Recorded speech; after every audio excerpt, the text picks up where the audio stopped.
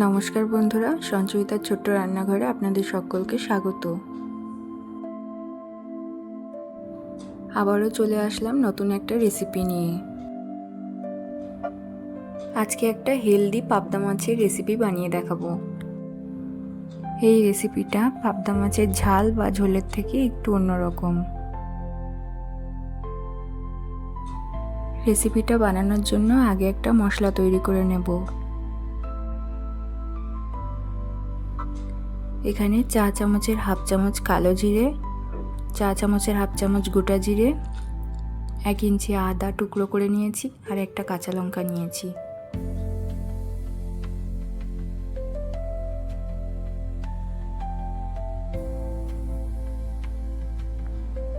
কালো জিরে আর গোটা জিরেটাকে 10 মিনিটের জন্য গরম জলে ভিজিয়ে রেখে দেবো। আমি যেমন করে মিক্সিতে পেস্ট করার আগে গরম জলে ভিজিয়ে রেখে দিই, সেই পদ্ধতিটা দেখালাম আজকে।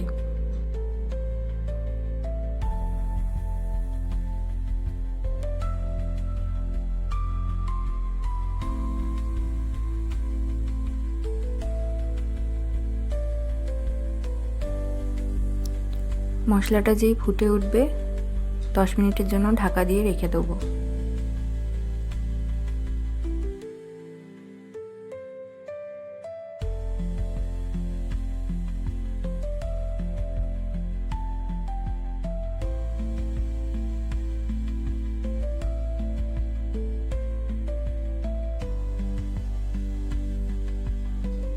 এখানে আলু কেটে ধুয়ে পরিষ্কার করে নিয়েছি আর এই টমেটোটা মিক্সিতে পেস্ট করব।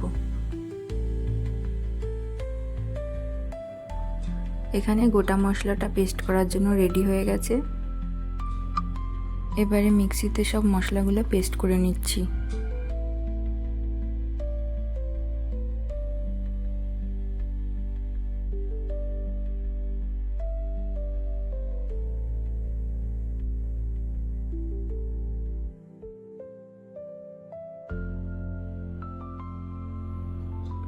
মশলাটা তৈরি হয়ে গেছে।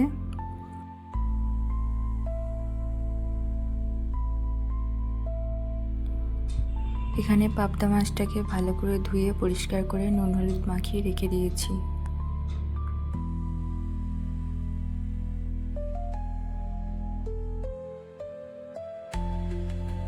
কড়াইতে তেল গরম করে নিয়েছি। এবার মাছগুলোকে একটু কড়া করে ভেজে তুলে নিতে হবে। প্রত্যেকবার আমি কড়াইতে হলুদ দিয়ে নিই যাতে মাছ ফেটে গায়ে না লাগে, কিন্তু পাবদা মাছ এমনই একটা মাছ যে গায়ে ফেটে লাগবেই। এখানে আমি মাছটাকে ভালো করে ঢাকা চাপা দিয়ে ভেজে নিয়েছিলাম।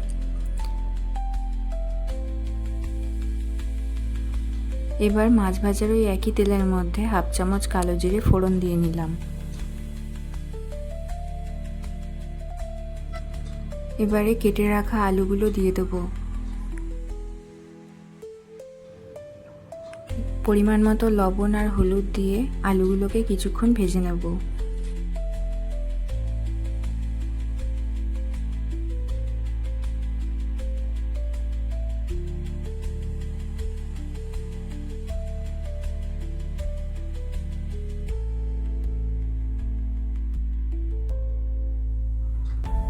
আলুগুলোকে কিছুক্ষণের জন্য ভেজে নিয়েছি। এবার এর মধ্যে বেগুন দিয়ে দেবো।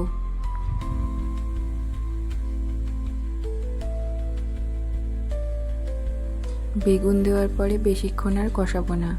কিছুক্ষণ নাড়াচাড়া করার পরে মিক্সি করে রাখা মশলাটা দিয়ে দেবো।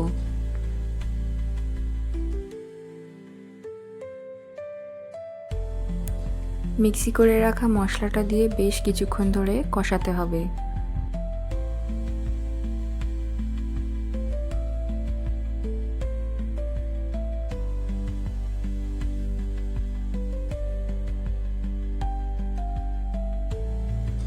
আলু বেগুন আর মশলাটা কিছুক্ষণ ধরে কষিয়ে নিয়েছি। এবার 1 চা চামচ ধনের গুঁড়ো দিয়ে দেবো।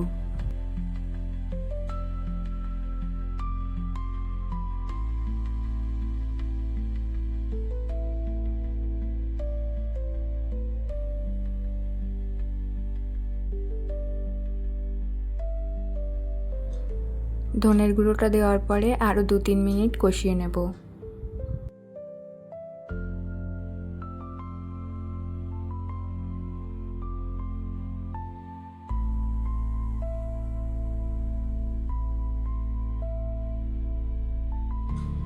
খুব ভালো করে কষিয়ে নেওয়া হয়ে গেছে, এবার জল দিয়ে দেবো।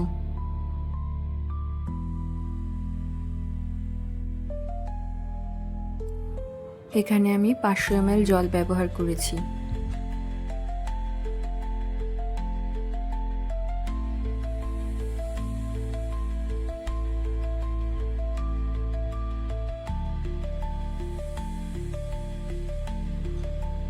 এখানে ঝালের জন্য 3টে লঙ্কা দিয়ে নিয়েছি।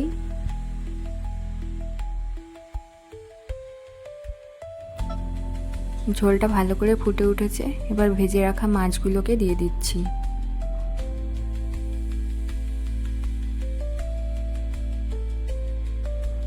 কিছুক্ষণের জন্য ঢাকা দিয়ে দেবো।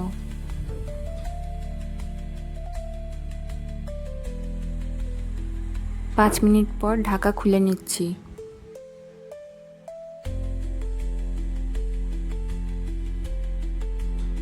একদম তৈরি হয়ে গেছে আমার পাবদা মাছের হেলদি রেসিপি। বাচ্চা থেকে বড় সকলের জন্যই উপকারী একটা রেসিপি। রেসিপিটা কেমন লাগলো অবশ্যই কমেন্ট করে জানাবেন। সকলে সুস্থ থাকবেন, ভালো থাকবেন।